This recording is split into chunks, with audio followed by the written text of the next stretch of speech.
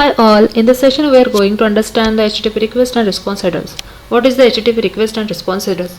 HTTP messages are how data is exchanged between a server and client.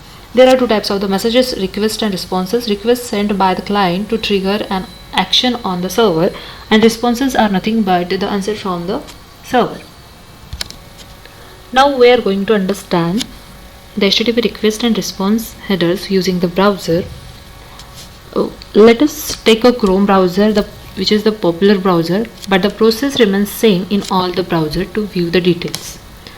Now here I will access the application which is hosted on http://192.168.43.10/insecure. This is the application. Using that we are going to understand the HTTP request and response headers. Go to the right corner of the browser. From here access the more tools menu. After that access the developer tools. You can use the shortkeys also to open these menus.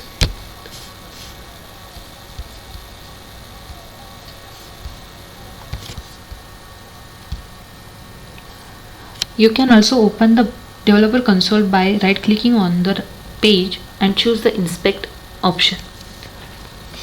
This is the network tab which is used to record the network activities, and now we are going to reload this page so that we can record the network activities.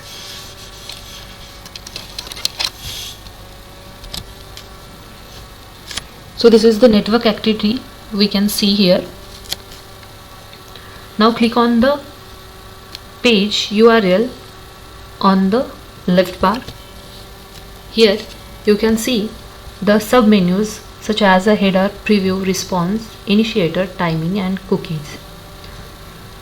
This general contains requests related to the application such as the request URL, request method, status of the request, remote address, what is the address of this application, and referrer policies.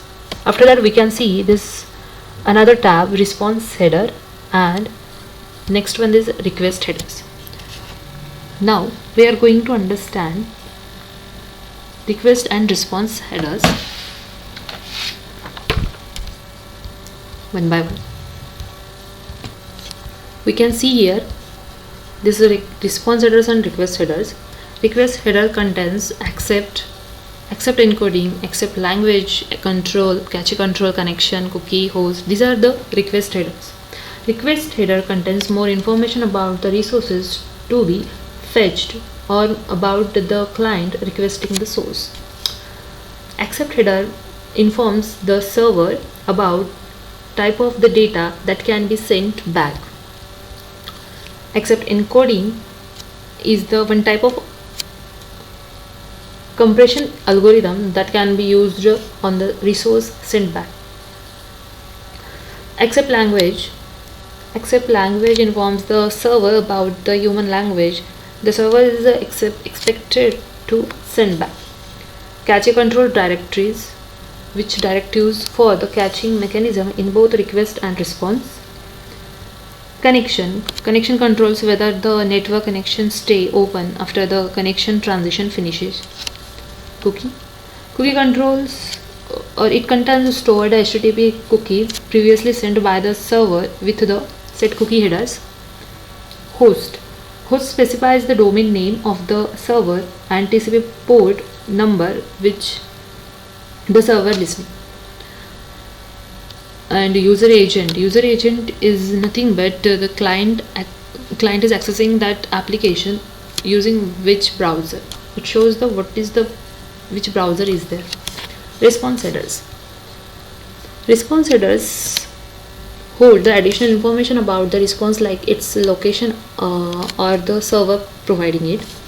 The connection controls whether the network connection stays open after the current transaction finishes. Content type indicates the media type of the resource. Date contains the date of the time. Keep alive controls how long a persistent connection should stay open.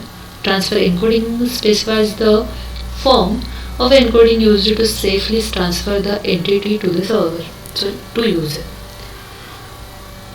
That's all for the session. Thank you.